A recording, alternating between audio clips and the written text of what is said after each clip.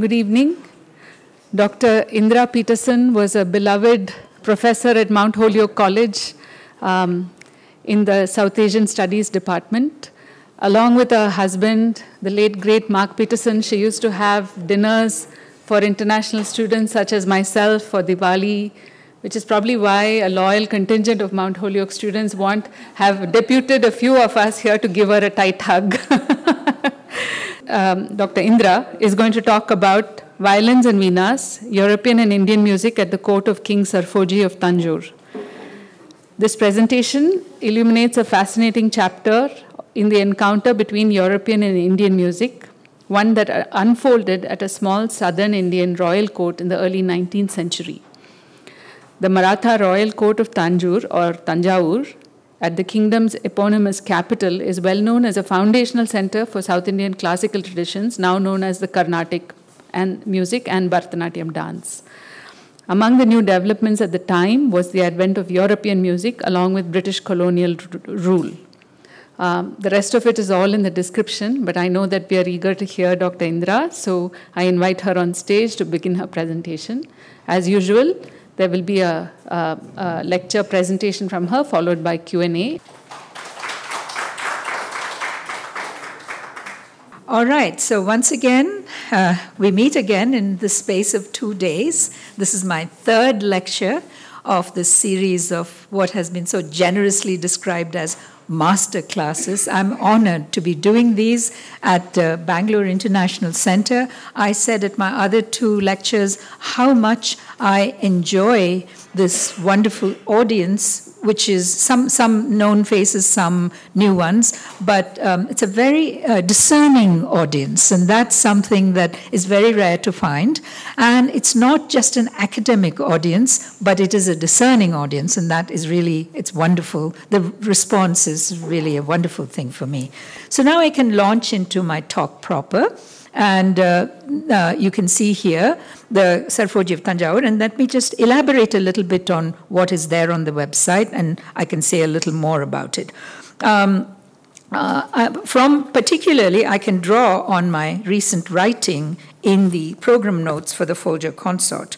The performing arts reached new heights of creative Maybe I should start. Thanjavur is well known as the principal center of the formation of the canons of Karnatic classical music and Bharata Natyam dance in the 19th century.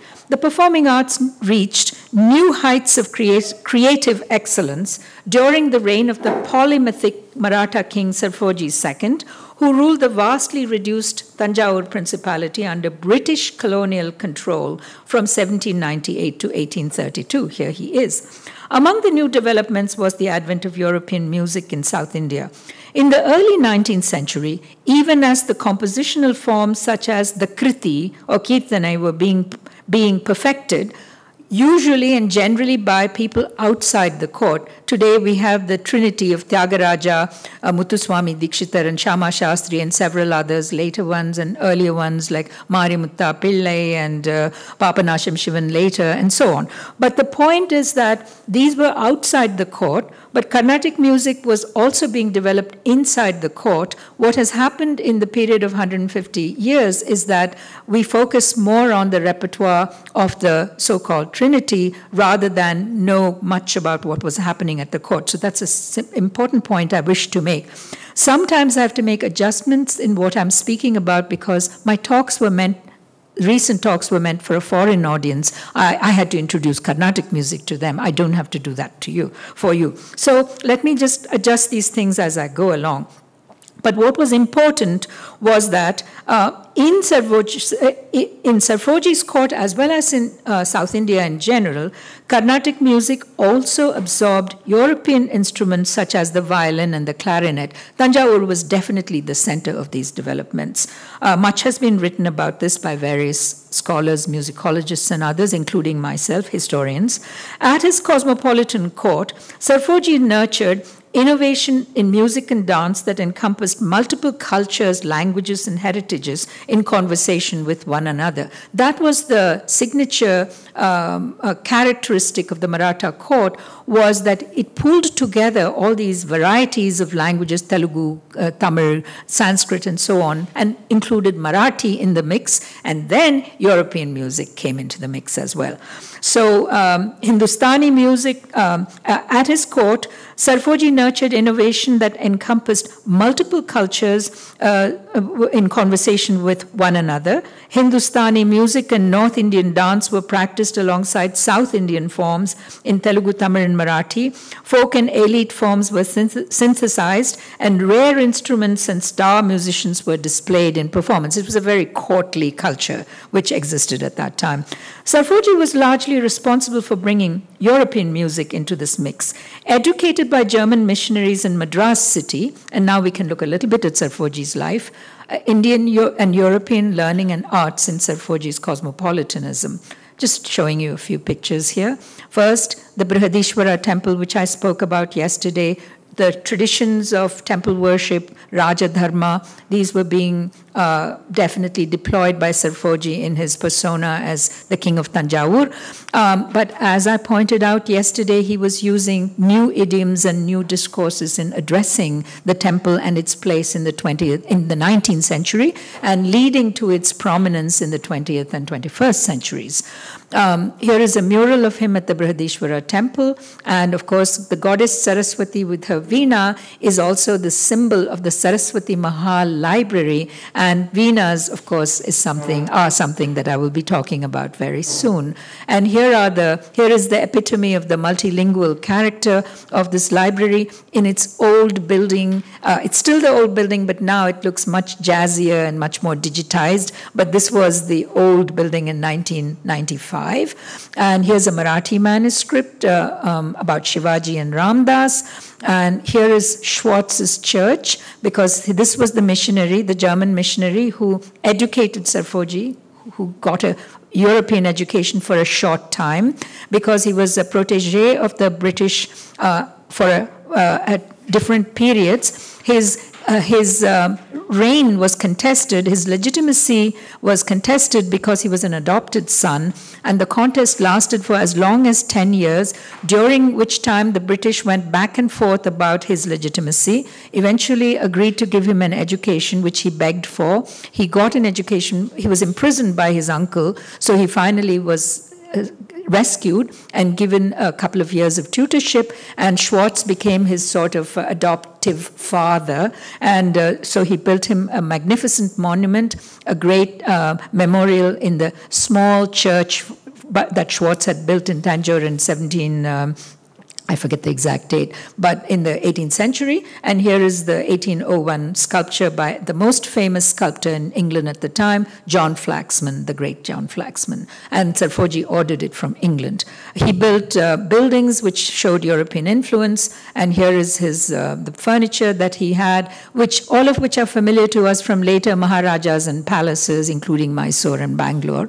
But the most distinguished characteristic of Serfoji's life was his thirst for enlightenment knowledge as well as Indic knowledge systems, which he synthesized at the Saraswati Mahal with its great manuscripts and all its heritages of learning from South India and eventually from North India. He went to Kashi on a pilgrimage and brought back 5,000 manuscripts in Sanskrit from Kashi. They are housed at the Saraswati Mahal.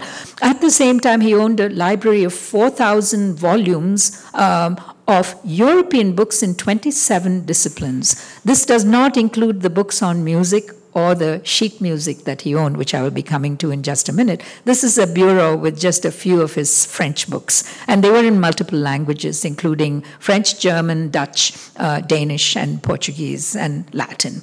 Here I am with, this doesn't matter. Science was his passion, and natural history and science and voyages, geography. Here's Humboldt's voyage in the equinoctial regions. astronomy, some of the most rare atlases. This is from 1729 from Nuremberg, Atlas Celestis, so natural history drawings on which he himself observed and wrote notes and sent them to the British resident in between 1800 and 1808, and a statue of himself by John Flaxman, which is now in the Darbar Hall, and I have a map of how he circulated information, materials, drawings, paintings, sculptures, also, and knowledge systems back and forth, and also spread in his kingdom and through his influence beyond Thanjavur. And all this in vastly reduced power conditions, because all he had left was the city of Thanjavur inside the fort and the temple. That's all he had. He had a few villages which were family property where he had estates, and he could go to them, but he was not allowed to go anywhere else. And the Benares pilgrimage was a major exception when he was allowed to travel through the country, because it was for a religious reason. And it was at a time when the Marathas of the north had been defeated, and the British felt secure enough to have a prince traveling through those territories. His own son he called Shivaji, and Shivaji continued both the musical and other heritages of Serfoji, but he died in 1855. The kingdom was annexed and declared extinct by Dalhousie's new policy of lapse, because he did not have a male heir. And there was a contest about Vijaya Mohana Muktamba Bai, Shivaji's daughter, who contested it, and also his other wives, the queens, who contested it in the British Privy Council, but they didn't win the battle. So music, this is the Folger consort performance, and I quickly, just a few minutes ago, uploaded some of the photos that I got. So there you see 85 minutes with no intermission. Jessica Bibi, soprano, is singing. She's actually singing Dikshitar's Notuswaram, Vande Meenakshi. Vande Meenakshi Tvam Sarasija Brinde Sakte. I forget the words. Parne something. I shouldn't be singing it because I don't know it. But anyway, she was singing this in Sanskrit, which is really wonderful.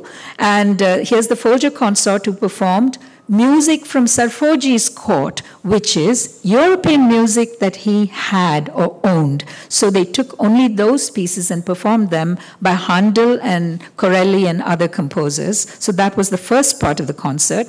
And then, as I said, Jessica Bibi, the European soprano, and Shruti Sarathi, who's a violinist and vocalist, an Indo-American in California, she sang from an opera called Rosina, which was performed in Covent Garden in the mid-18th century. She sang it in a Karnatic raga-ized style, and Bibi was also singing things in different styles, and they were also conversing with each other. And this is the interesting part. And then Praveen Sparsh and Shruti Sarathi were playing music from Serfoji's court, which was produced inside the court, and javalis and things like that, because they couldn't do entire varnams, which are very long, and this was a long concert, 85 minutes, so they stuck with small pieces. But here we all are. I curated, as I said, co-curated it and wrote the notes, and here I am with the Veena player Saraswati Ranganathan and the other two musicians, and myself with Jessica Bibi, and here I am with Robert Eisenstein right there in the middle with his beautiful cello. I actually forget what the instrument is, gorgeous. So now to move on. At Serfoji's court, European music blossomed in conversation with the Indian arts. He was the first Indian ruler to develop a full-fledged European wind band. Well in advance of Indian contemporaries, he acquired knowledge of a wide range of European music, including popular and classical chamber works for instruments and voice, such as the ones we've been discussing here just now. He cultivated all of these kinds of music at his court and experimented with ensembles of European and Indian instruments. That, of course, is done now, but it was done by him between 1800 and 1825, and that is a very early period for this kind of thing.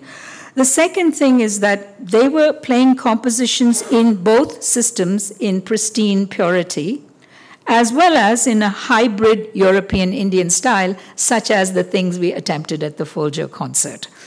Then, 19th century Indian understandings of European music were shaped by British popular taste. This comes as a surprise because when you think of classical music, we do make that distinction between Bach, Beethoven, Mozart, and then everything else that's, pop music or something like that. But what's interesting was that the so-called high music of that period was very popular. It was being played in places like Covent Garden and music halls, and that music had an enormous number of folk and popular elements. I mention this because the same was true of Thanjavur. We think of classical music as Tyagaraja and so on, but in Serfoji's court, they were doing folk tunes, kuravanjis, and things like that, which we don't think of as classical. So it was a very nice fit between what was European at the time, between 1740 or 1750 and 1820, and what was happening in Thanjavur at the time. And that's what we are interested in. In its colonial avatars, that the British things were coming in their colonial avatars because they weren't exactly what they were being played in Britain, but the Britons in India were adapting. Europeans in India were adapting things and playing. They were also dabbling in Indian music. So you have already a mix going on, and Serfoji is in conversation with all of these things. This is quite early. Then the next thing is that colonial Britons formed chamber music circles playing Bach, Handel, and Corelli, but English armies spread fiddle and band music. They called it the fiddle. It was violin, band music, mainly Scots and Irish airs and military marches in British cities such as Madras and in the provincial center of Tanjore, which was a garrison town in the 18th century during the Mysore Wars with the British. Colonial British music was deeply colored by rising British nationalism. This is very important. So the nationalism is also imported into the Indian responses. The British nationalism becomes part of Indian responses. I will mention it just as a prequel to what I'm going to say. One of the most popular tunes in the Indian European exchanges was God Save the King. Dikshitar, as some of you may know, Santatam pahi mam sangita shamale sarvadhare Chintitatha prabe chidrupini shive shri guru guha sevite shiva mohakare. God save our gracious King. God save our. I don't know the words because I only know Dikshitar, but I do know the American version was, my country 'tis of thee, sweet land of liberty, of thee I sing. So everywhere in the colonies and in Britain, British nationalism was being spread through this tune, and this tune is going to be very important for my talk. So this intensified during the Napoleonic Wars, which was precisely in this period, 1803 onwards, right? Until Napoleon's final defeat in 1815. There was a previous period when Napoleon was fighting with the British, but it intensified with great naval and land battles ending in Waterloo. And the consolidation of British power in India was happening at precisely the same time. They lost the Americas, Cornwallis came to India, and then the British gained all of South India after the defeat of Tipu, and then they fight the Maratha Wars, and they are consolidated. Their power is complete. And eventually, of course, Victoria takes over, but until then, the East India Company is the Raj. The company Raj is going on. For Britons, Handel, Georg Friedrich Handel, whose picture I showed earlier, who had composed versions of God Save the King, and this is interesting, Handel, whom we think of as a great classical composer of oratorios such as the Messiah, also wrote two versions of God Save the King and incorporated them into his major compositions. He was considered the greatest of the national composers of Britain. British thought of Handel, and he was in Britain, and he was Britain's biggest composer. Thomas Arne, a very popular composer of popular operas, as I said, the ones that were played, everybody listened to, pop music-like thing, he inserted a version of God Save the King in one of his English light operas, Rosina was the one which Jessica Bibi performed and Shruti Sarathi performed. We'll be hearing that. And he and William Shield, another English opera composer, routinely included folk songs and popular airs in their works. These were the themes and forms through which Serfoji's court musicians and other Tanjore composers and performers encountered European music. That is the point I want to make. What did they hear? What did they listen to? And how did they incorporate? You start with a wind band, and then you go into all these other popular forms, mixed in with what we think of as the high classical music. Okay. And I have a section here on the response that Dikshitar and others. Dikshitar is outside the court, Muthuswami Dikshitar, the great composer, but inside the court musicians were performing and singing things like Dikshitar's compositions. A variety of sources enable us to reconstruct, and you know all these things. Let me just go through these slides, which I showed to the European American audience, showed them the Nagaswaram and the Taval drum, which was the major component of temple and processional music, which is a very important thing because eventually it has been conjectured, and I think it is true, that many Nagaswaram players joined wind bands as wind instrument players, and also the clarinet. And Karnatic, Kacheri dance or Sadr dance was accompanied for a long time by the clarinet. It was called the gun set, which is an interesting name for it. The great composers of Serfoji's court, we all know, are the so-called Tanjore quartet. Shivanandam, Vadivelu, Ponnaya, and Chinnaya, who wrote the great compositions. We all know their Bharata Natyam pieces, such as Mohamana Varnam and Nisati Dore and so on. But what are really amazing is that they also wrote great compositions like some of them were Dikshitar's students, and they wrote great kritis and compositions in all the major ragas, some of them in honor of Dikshitar himself, and some that were entirely uniquely their own. So they were amazing composers of Carnatic music, and they were court musicians. And as I said yesterday, their compositions relating to the Brihadishwara temple are unique gems, and they are rarely performed today because they are not the center of the Carnatic modern repertoire.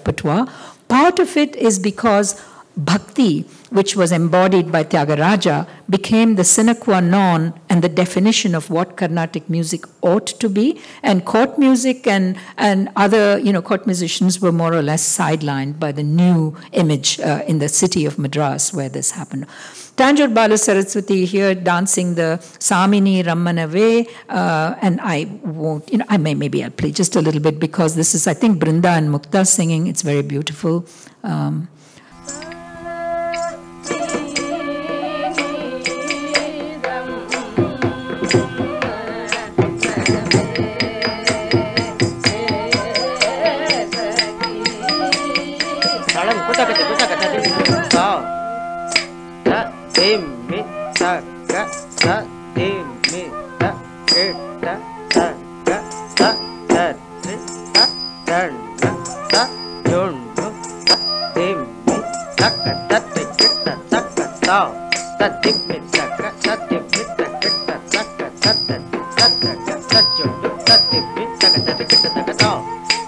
The jatis are the amazing features of their varnams, as we all know.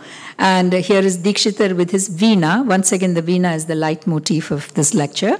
And I played a Veena for people who never had heard a Veena before or seen one. There are lots of pictures of Veenas, just ignore them. And here's the Trinity, whom you've seen ad nauseam. And then I played Rara Ma Inti Daka by K.V. Narayanaswamy. This is one of his finest performances of one of my favorite songs. It's just a gem. And then European music. Now we get to the part that you all might be interested in, may not be familiar with. So let's start with the European wind band. First, I also want to say something about the variety of sources from which I get this information. Serfoji's collection of European sheet music and books consisting of over, I said 150, but Joe Daly, whom I met at my other talk, said he found over 200. And that is only what is left because things were lost, things were looted. So this is what is left from this amazing collection of European music. And several volumes of handwritten music, sheet music. And this is very important because they are all archived at the Thanjavur Saraswati Mahal and notated sheet music was not there in Indian courts or among Indian circles, because Indian music at that time was largely oral pedagogy. Notation came very late in the late 19th century as a practice in South Indian music. So this is very significant. And this notation is mainly for European music, but sometimes you find notation for Indian music as well. British administrative records for the Tanjore district tell us a lot about what Serfoji, the records tell us about the instruments that he bought. He was buying instruments from 1798 to his death in 1832, and they showed all the latest advances in European instrument making, which is also interesting. The Thanjavur court's Marathi language records in Modi script tell us about the activity at the court. And lastly, contemporary visitors' descriptions of performances at the court, and these are particularly European visitors. I will be talking about these things. The sources show, and this is my summary, that Serfoji's command of European music was deep, diverse, and innovative, quite ahead of and quite differently from any of his, any other Indians in the early 19th century, mid-19th century, and until the late 19th century, when Indians reacted in different ways. So he was a pioneer. And then in what follows, I will discuss, well in advance, the king acquired knowledge of a wide range of European music. He was the first one to establish a full-fledged wind band at his, through his court. And he also was the first one to do this ensemble music of hybrid as well as separate playing. And in what follows, I will discuss and illustrate his multiple projects in European music, comparing his practice with those of his British and Indian contemporaries. Serfoji's projects show that he was a leader in the field. They also illuminate the social history of European music in the early 19th century, as I said earlier, not only in India, but in England and the rest of the world, as the God Save the King tune and other things demonstrate. They demonstrate that the hallmark of British music at the time was a peculiar mix of classical and popular elements embodied especially in popular tunes, and this is a significant word. These tunes were termed airs, A-I-R-S. So everything was an air from Rosina, an air from Handel. And so this was very interesting because in Serfoji's court, drama, and also in the Maratha court, which lasted in Thanjavur from when they took over from the Nayakas in 1674 to Serfoji and Shivaji's death in 1855, particularly in Serfoji's time, these airs, there were counterparts to these airs in the Indian music at the court and outside. They were called darus. Daru is nothing but a little kirtane, with Pallavi, Anupallavi, and Charanam, but it's called daru when it is embedded in a longer operatic kind of or dramatic musical or dance work. And these were the signature works of the Maratha court, including the Kuravanji fortune teller drama that I'll be speaking about and spoke about yesterday as well. So what's interesting is that in both Europe and India, or England and India, these popular songs were embedded in these longer works, and then they were no longer called kirtanas or kritis, they were called darus. So every place, if any of you know Ramanataka Kirtana by Arunachala Kavirayar, who was a much later composer, I think, in 19th century, late 19th century composer, he composed all of his songs in the Ramanataka, which is the Ramayana in music, were called darus. They were never called kirtanas. So the famous Bhairavi one, Yaro, Ivar Yaro, Yenapero, Nanariyene. Then I pitched it to her. Chandra Bimba Mukha Malara Le Yenitane Epakira வருகிறார் ஒரு காலே அந்த நாளில் சொந்தம் போல உருகிறார் இந்த நாளில் வந்து சேவை தருகிறார் யாரோ இவர் யாரோ என பேரோ நானறி ஏனே. So that simple little song, it also embodies a tune, and that's the concept of daru and air. And these, they're also called mettu. So, for example, both the English airs, they would say in the tune of, to the tune of Auld Lang Syne, or something like that. And here they would say, to the mettu of Yaro Ivar Yaro. So you know how to sing it. Even if it's some other composition, you can sing it. So this very fascinating interaction of European and Indian really was interesting to me. So then moving on, I want to get to the band, and then I'll talk about the classical interactions. The first, let me just move back here. The earliest encounters of Indians with European music, I still have time, is a tale of dialogues among violins, Veenas, and harps, and of tunes that traveled across national and generic boundaries, as well as multiple levels of culture. That's my conclusion about these interactions. The wind band. The earliest encounters of Indians with European music were with military band music and with the fiddle or violin played by European army camps. I've mentioned that. By the reign of Tulaja II, who was Serfoji's father, Tanjore had become subordinated. There's Tulaja. This is Serfoji and Amar Singh, and you can see that there is a kind of, I can't actually see it. I think there are some band instruments and soldiers there, and there are drums and things I can't quite see. It's not a very clear, but here you can see it very well. This is from Serfoji's time. In Tulaja's time too, the father's time, in the 1760s, you have paintings of Tulaja riding with guards, and some of them have a band component, but here there's a full-fledged military band. Here you see the drum, there's a fife and drum corps, that kind of thing. Serfoji cultivated that, that was his band. And here you see some instruments which are still preserved, and Serfoji's own notations and musical notes. And these are some soldiers' uniforms among his troops, which you saw in the painting, the company painting there.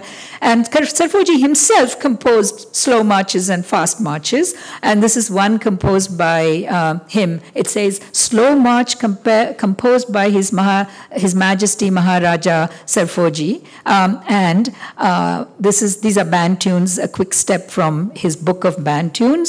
And here, the quick step was reconstructed by a friend of a friend, my colleague Devesh Soniji, who was then teaching, I'm sorry, not at Toronto, at, what is that?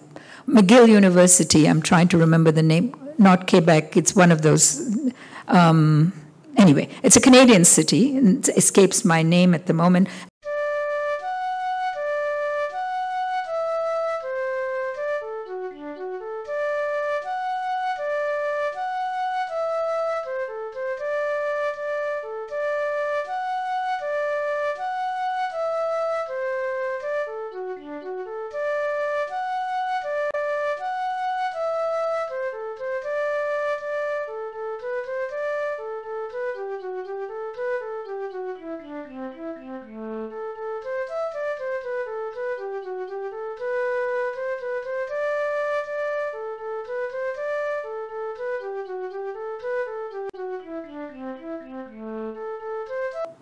That's not Serfoji's own tune, but those are the kinds of tunes that he composed, so I wanted to play that. Okay. By the 1780s, European military band instruments such as fifes, drums, and trumpets played by Europeans or Eurasian musicians had become a part of the court processions that I showed. They were always out there. At the beginning of his reign, and during his Madras years, Serfoji also heard the governor's band at Fort St. George. Those of you who know about Carnatic music's history know that both Muthuswami Dikshitar and his brother Baluswami Dikshitar had also stayed in Madras and heard the same Fort St. George band. And there's a big contestation as to which of them actually introduced the violin into Carnatic music. I would say they were all doing it at about the same time. And Serfoji's court was very forward in doing it on a very big scale. So that's the violin.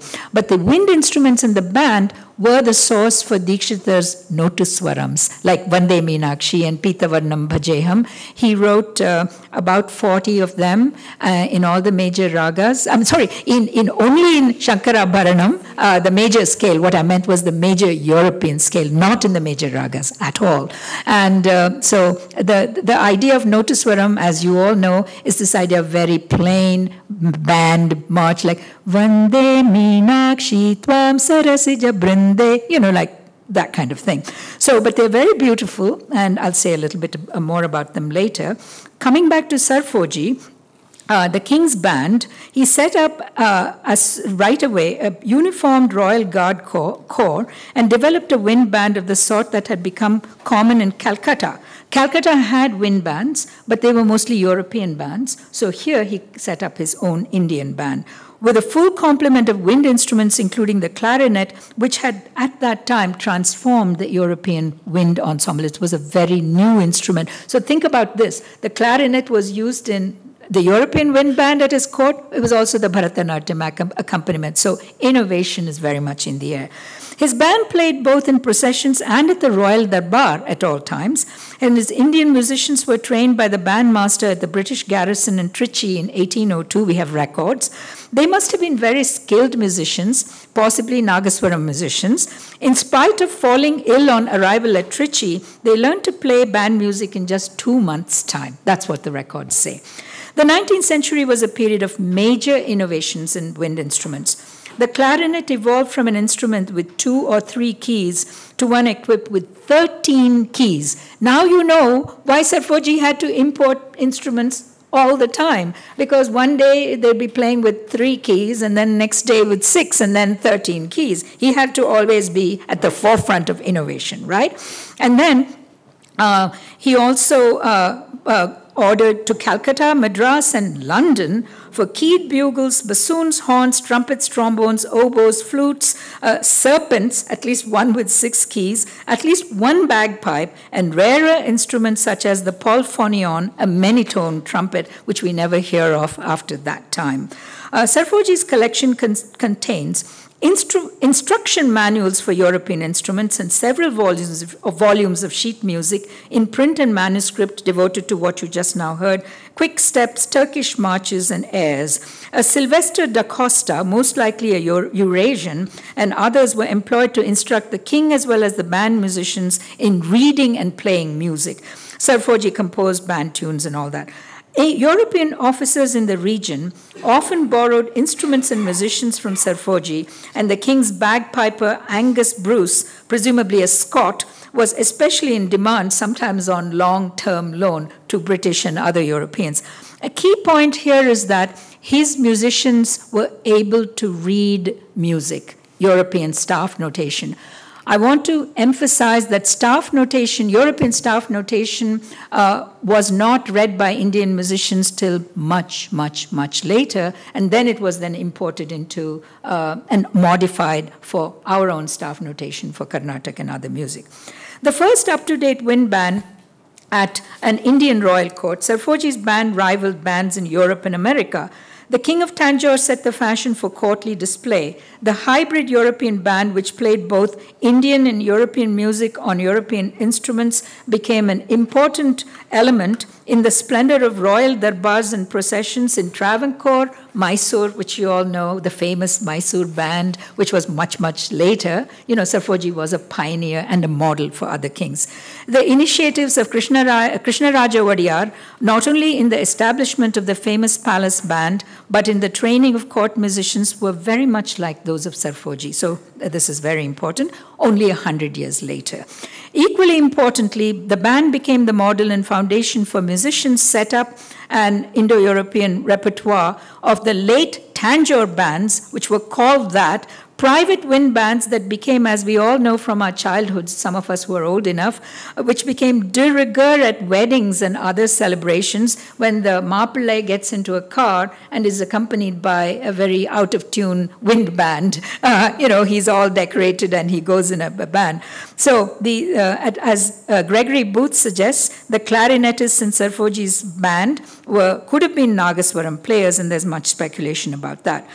European chamber music at Serfoji's court, Corellian handle on the Kaveri. Very quickly summarizing, Europeans in England and elsewhere played like this in this picture, painting by Johann Zofani, the Gore family, played on various instruments, Baroque music. And then when they came to India, the Morse and the Cato families in India, 1784, they imported these instruments and played some of them. Many studies done of Sophia Plowden and the Fawkes, the name of the brother and sister called Fawkes. These people were very disturbed by the climate and its havoc, and the havoc that it played in Calcutta and Banaras and North Indian places on European instruments. They could never be kept in tune. And this is why, as you will see, the King Serfoji's piano tuner was the most in-demand person for music circles by Europeans in South India, because nothing could be kept in tune.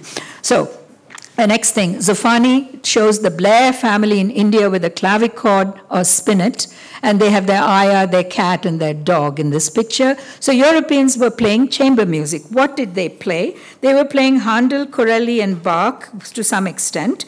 But the most important thing was that they were playing Baroque music. And here is what the visitors said about Serfoji and his place in it. And this is what I want to focus on, not the Europeans. And I'll quickly go through this, and then there'll be a last section on other experiments in Serfoji's court. Visitors were entertained with various kinds of musical and dance performance, including performances by Devadasis, which later began to be called Nautch by Europeans. The Devadasi repertoire included, as Devesh Soneji has demonstrated, popular European songs and some European dance styles as well. So the dancers were also doing these things. Serfoji also maintained an ensemble of Eurasians and Europeans who performed European dance at the Darbar. So there was plenty of dance music there. Most informative, however, are the comments of European visitors on these chamber performances by Serfoji's court musicians. The Viscount Count Valentia, who visited early in the king's reign, which is in 1804, wrote, hung up against the wall were several native musical instruments, somewhat resembling a guitar, richly ornamented with diamonds and pearls. These were mostly Veenas, but there were also other Swarabhat, all kinds of instruments. Okay, he composes tunes. He's training an English band, having sent to Europe for instruments. In 1806, the Reverend Claudius Buchanan, Vice Provost of Fort William College, Calcutta, was entertained with a veena and a harp. Our question is, were they playing together? Were they playing European music? Were they playing? He doesn't say. He probably didn't know. But the fact that he doesn't say what they were playing makes me wonder if there were Indian musicians playing Indian music on the harp. That would be a very interesting thing indeed. Okay, so there's that one. In the evening, he sent his band of music of 12 men, namely 6 performers on the veena, 6 singers, to the house of the resident where I dined. They sang and played God Save the King on these instruments and voice with variations in just measure, applying the Marathi words to the Maharaja, their most excellent prince. So there was also a Marathi version of God Save the King, if you didn't know this, on Serfoji as the king, not King George, but Serfoji. On March 28, 1826, much later in his reign, the court musicians performed in a chamber concert for Reginald Haber, Bishop of Calcutta, playing difficult classical pieces and sight-reading an entire overture of a sacred oratorio, Samson, by the Baroque composer Handel. In the evening, says Haber, we had some excellent music at the residency. The bishop enjoyed it Haber doesn't say it. Haber died 2 days after visiting Serfoji in a sudden heart attack. So Robinson, his chaplain, continues his narrative. He says, the bishop enjoyed it exceedingly and was particularly struck by the performance of two Brahmins who accompanied Mrs. Fife, she's the wife of the resident, in several difficult pieces and afterwards played the overture in Samson by sight. By sight is the key word. That means they had not played it before. They had staff notation given to them. They were said, okay, she's going to play Samson, now play it. And they played it on violins and various other instruments. The above comments offer numerous insights. Serfoji had an ensemble of musicians, at least some of whom were Indians, who played European chamber music and, you know, all the instruments, harps, and so on. They copied music in staff notation, so I won't elaborate this point. Also to say that, in contrast to band tunes and simple airs, European chamber works were ornamented and rhythmically complex in ways that differed from the complexities of Karnatic music. So they had to learn a whole new vocabulary of music and how to play, and they had mastered it. Dharmaya Ramasamaya, an eminent Brahmin courtier, was a skilled veena, violin, and piano player, and great instrumental technician. He built instruments, and a master of the English language. Ramasamaya's son, Varahappaya, was a skilled violinist, veena player, and expert. The father and son supervised the court's performing arts department entire and held other important posts as well.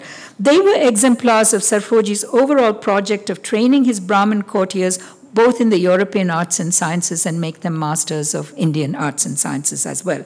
There's a long section here about the violin, which I'll have to shorten because of lack of time. I'll shorten it quickly. Here's the Samson overture that they read. So you all know much of the violin story. I'll say something about the harp.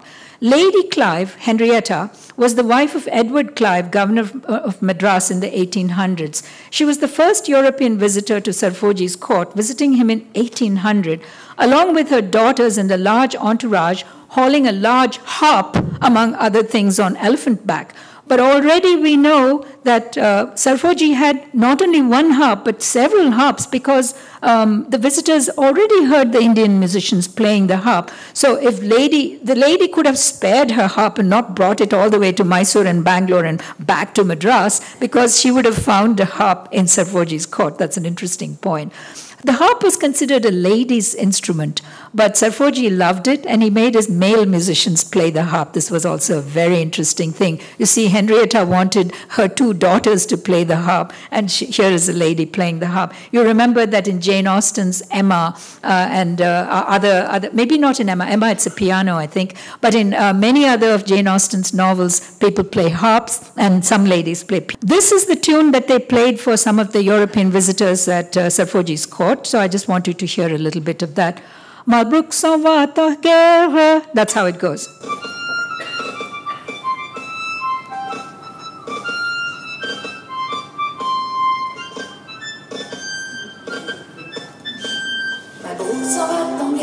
The point is that it wasn't just the bands who were playing it. The court musicians were playing it for European visitors when they visited in violins and Veenas. They were playing this tune. And here is Handel's great anthem, Coronation.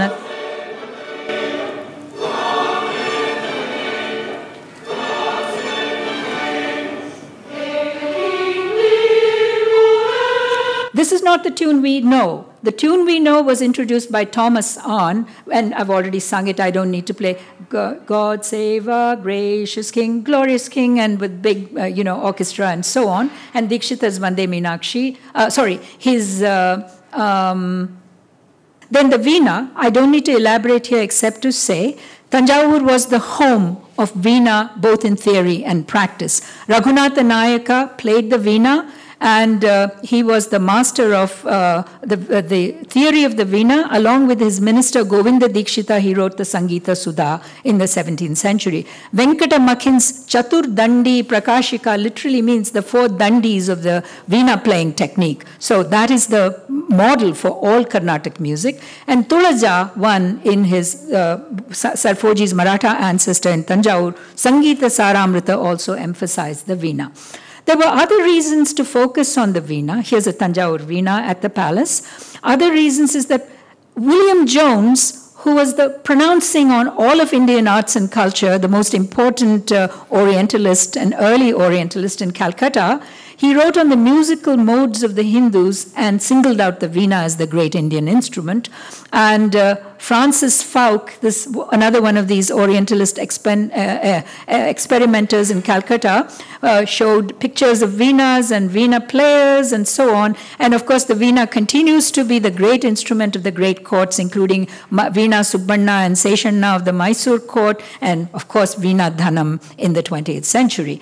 But the violin was the most interesting story of all, which I will have to cut short, except to show that the violin was accompanying even Kacheri dance in Serfoji's time. This is a portrait of Devadasi dancers with their entourage, Nattuvanas and people, musicians, and there is a violin being played in the stand-up European style or modified European style. Vedanayaka Shastri, the Christian poet of Tanjore, wrote Tamil hymns, Christian hymns, which were accompanied by the violin, and he himself played it. And the next slide, you will see his descendants. The Shastri are Varum Ayya, Christian hymns being played to the accompaniment of the violin. We all know how it took over Carnatic music, and the violin was the principal accompaniment of Carnatic music and still is.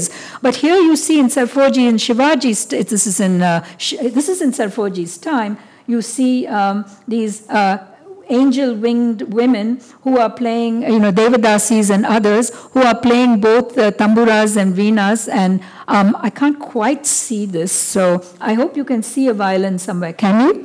Yeah, okay, as long as you can see, I don't want to dwell on it. I was showing Carnatic music to those people. I've talked about God Save the King. It was also, I want to say something, a small thing about Serfoji's experience and how he got into this Baroque music. This is about the experience. I'm saying Serfoji chose Veenas and harps in order to showcase India's finest instrument and connect it with the instruments that he thought were great in European music. Harps and pianos, along with Veenas, were his vision of this. And the violin, though a European instrument, was something that he accepted and loved, and so that is why he chose that. I have here a section on popular tunes and nationalism, which I will skip. All you need to know is that, as I said, and I will show, even in the great oratorio Messiah and other oratorios, Handel included certain popular tunes, and then I told you about the drama composers and opera composers, so we don't need to elaborate that point. But I have somehow, yes, here. In 1790, in January 1794, as a young prince, Serfoji heard music from Handel's oratorios at a charity benefit concert, which was common in Calcutta and in England. Handel's music was always played at orphan school charities, hospital charities, and so on. There was a great commemoration in 1784, and it continued in Calcutta in the 1790s, and at Fort St. George in 1794, where an orphan school had been established by one of the gracious ladies, British ladies. Orphan literally meant Eurasian children whose father had abandoned them, born to Indian women, and so they were called orphans. So because they had to be weaned from the Indian women and put in the European context. So they wanted schools for these people. Okay, so he heard this music at a charity benefit concert at this wonderful church in Madras. organized by Lady Helena Oakley, wife of the governor of Madras, in 1794. The concert featured selections from Handel's Messiah, Judas Maccabeus, Esther, and the occasional oratorio. Lady Oakley says the Madras Hurkara, the newspaper, the principal soprano soloist sang, "Prophetic visions strike my eye with its Rule Britannia inset." The concert concluded, of course, with Handel's coronation anthem and God Save the King. Ironically, captivated as they were by God Save the King, both Dikshitar and Serfoji put God Save the King to subversive use. Dikshitar by singing to the goddess, Santatam Pahimam, Sangeeta Shamale, the goddess of music, and then Serfoji to himself instead of his overlord, King George III. But I want to say that I myself sang Messiah. I don't have a photo of myself. In 1967 and 68, I sang in the high school chorus at Concord, Massachusetts, and we sang the Messiah for Christmas, and then I sang the Foray Requiem. And you notice I had memorized the music. I never read notation because it was too short a time for me to learn notation, so I'm in awe of Serfoji's musicians who learn notation that quickly. I'm listening, and then I shall be singing. Prophetic Vision, sung by Helena. The Lady Oakley sang that, and this is another soprano.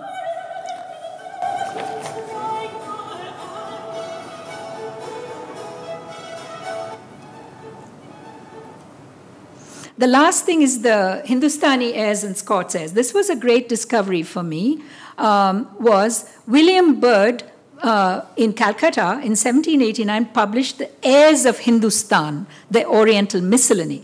This was adapted for harpsichord and other European instruments. And they were Urdu and other songs sung by tawaifs, dancing women in the north, and they were called rekhta, right? And here is a rekhta called Dil Ne, he calls it Dane Liya Re. It's Dil Nadana Liya Re is the Urdu, okay? And fill the bowl and let's be joyous is the song tune that he uses for that. I mean, he uses that tune from the Hindustani air and he puts English words for it, which is a drinking song. So this kind of exchange was going on all the time. It was reconstructed at King's College for a different tune. It was called Taza Bataza. And my interesting discovery, which I'll come to in a minute, was that Taza Bataza was a tune that fiddle players were playing in bands. It was danced by the Nach girls or tawaifs. And Dikshitar wrote a version of Taza Bataza in his Notaswaram English notes. So if anyone can look up that, I forget which particular, I think it was Pita Varnam Bajeham was Taza Bataza. So you see how it circulates. Something's in the air. Shields Rosina, Kuravanji dance drama, God Save the King, Airs, Mettus and Darus. Rosina, a great comic opera, was very similar. I've already told you that it was very popular. It was popular because Old Lang Syne, the famous Scots tune, Take a Cup of Cheer, My Dear, as well as many folk songs were included in it. And so this was very similar to Kuravanji dramas, in which folk tunes like Vanarangal Kani Kodithu Mandiyode Konjum Mandi Sindhu Kanigalukku Van Kavigal Kenjum. The Kuravanji or the tribal fortune teller will sing in tribal manner rather than Mohamana. That's not the way she will sing.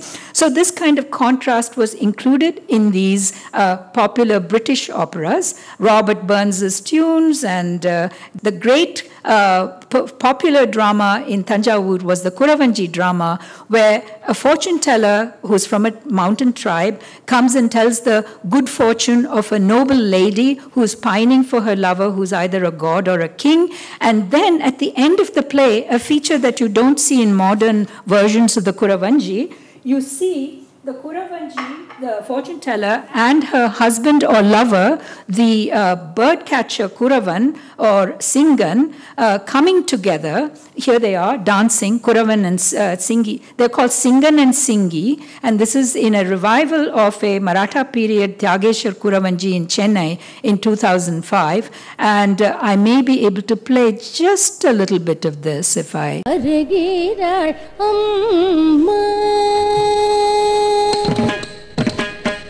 Kurati pargirai amma kuri sollugira kurati pargirai amma kuri sollugira kurati pargirai amma kuri sollugira kurati pargirai amma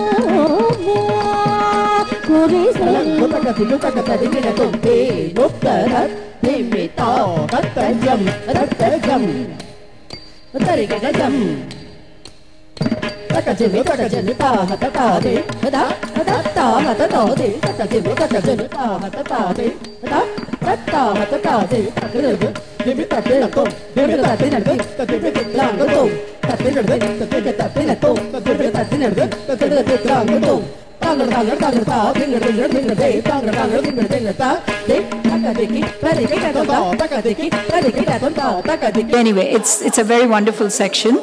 I'll just say one word about this. This was done at the Thanjavur Palace at the Sangeeta Mahal.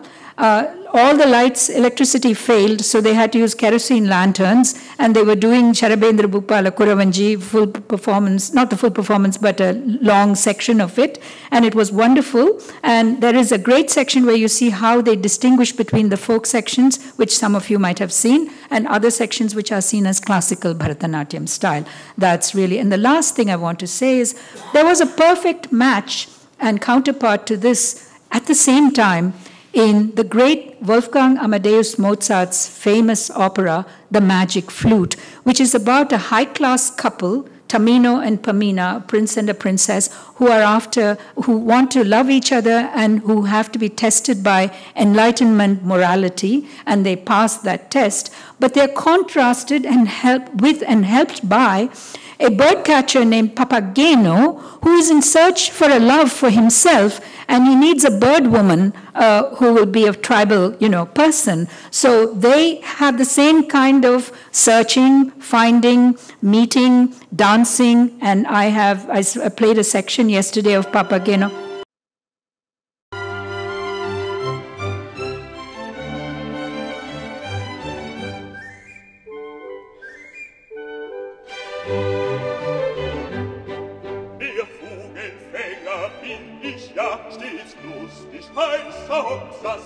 Ich Vogelfänger bin bekannt, bei alt und jung im ganzen Land.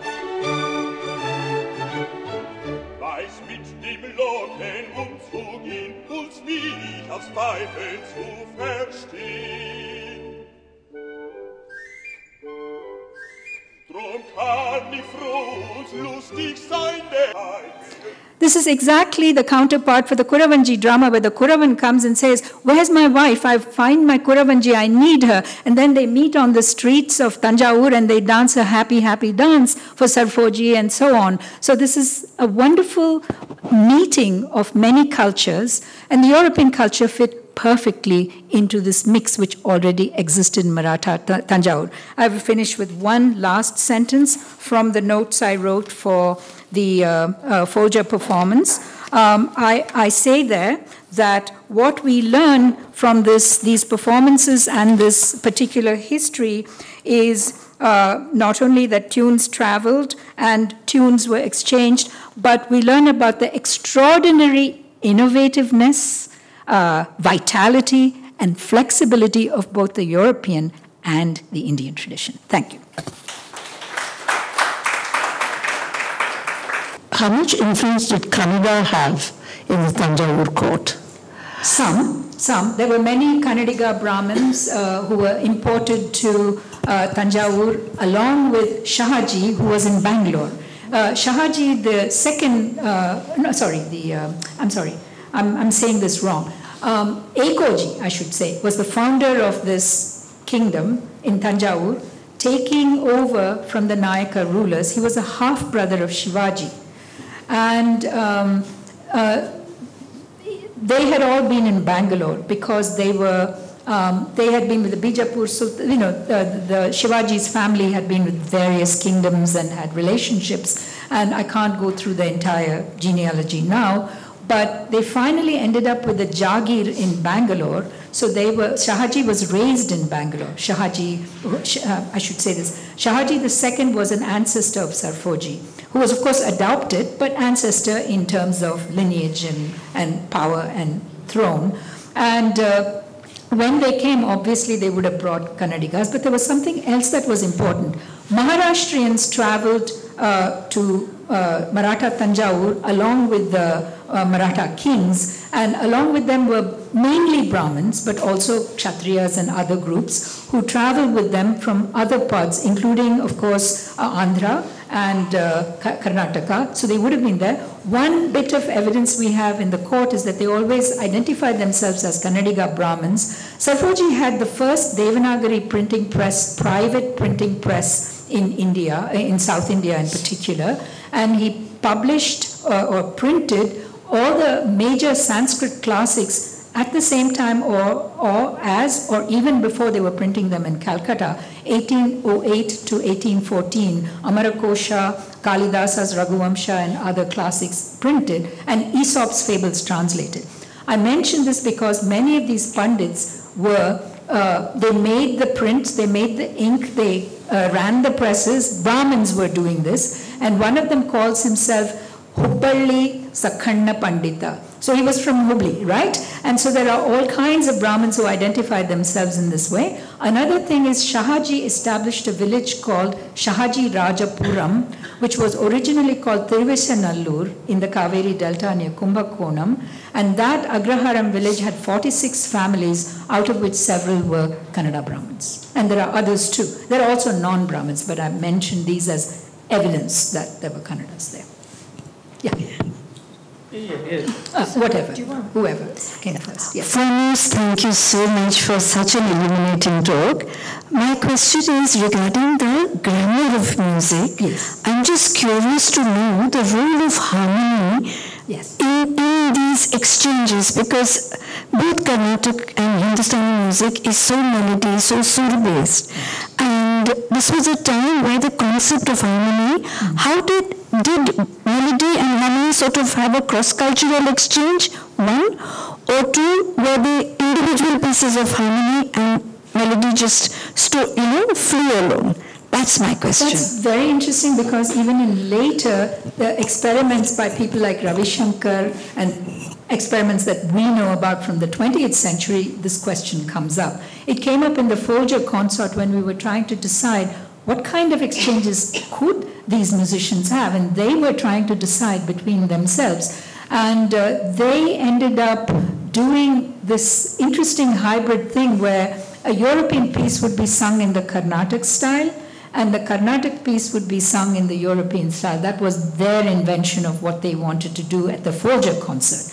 But what Serfoji's musicians did with the hybridity, we have no idea, because no trace remains, no record remains.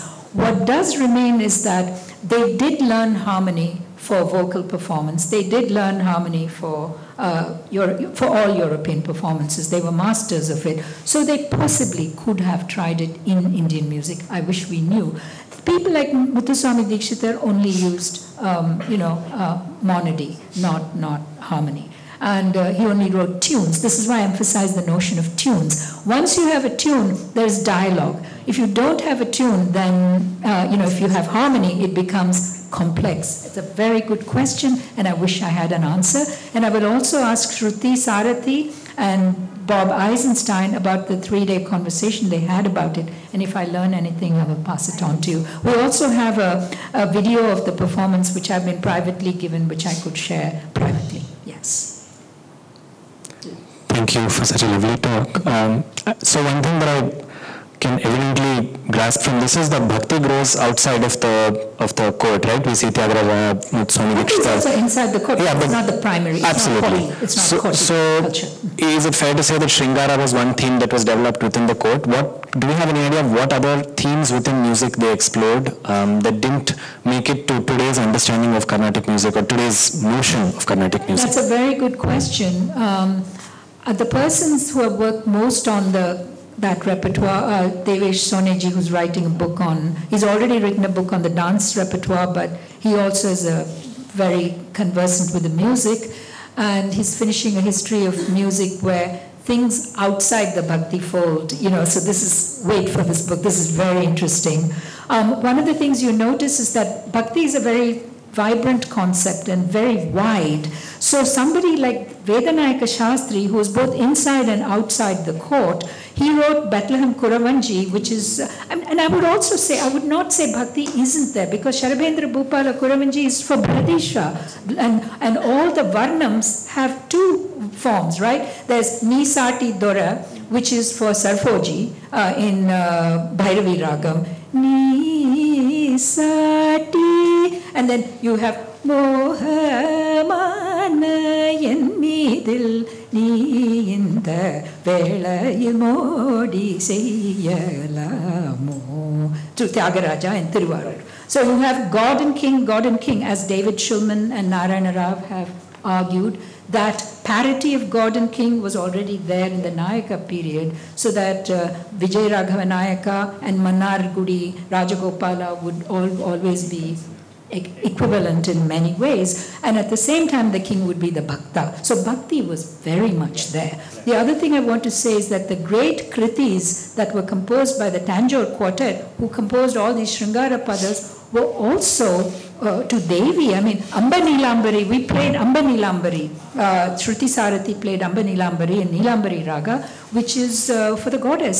So, I mean, it was just like Dikshita's kritis, Devi kritis. There was no difference because it's in the same bani, everything. So, other things that you asked about, Vedanayaka Shastri was a bhakta. So it was Christian bhakti. It was just like bhakti kirtanais. All his songs are bhakti kirtanais. Totiram Shevene and Yaro in Prabhu and things like that. So bhakti, violin and bhakti are going on simultaneously along with the bhajana sampradaya. The Brahmins are doing that. Shastri is doing Christian kirtanais. That's outside, and he was also inside the court for Serfoji. He wrote, here it is, Geography. We did the first premiere of 2 songs from Devendra Kuravanji, which Serfoji wrote in Marathi, in ragas and talas of Carnatic music, to be danced by one of the court dancers, to be a geographical, European cosmology and geography to be taught in the schools that he set up for kids in Thanjavur.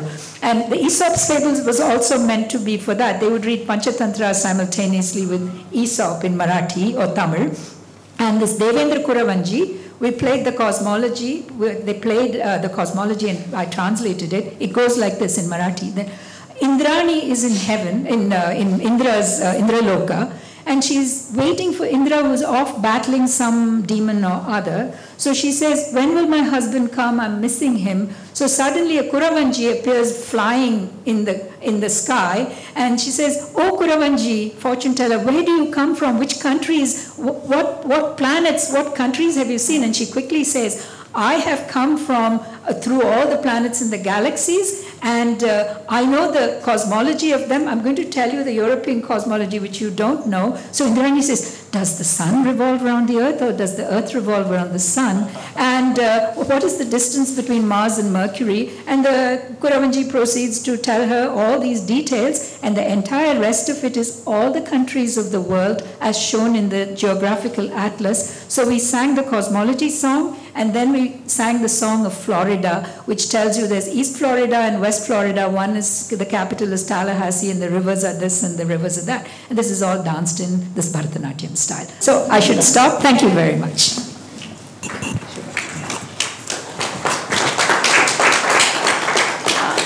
Thank you, Dr. Indira Viswanathan Peterson, for a triumphant ending for a 3-part masterclass, which will be available on YouTube via the BIC portal. Thank you all for coming and enjoy the rest of the day. Very much. Yes.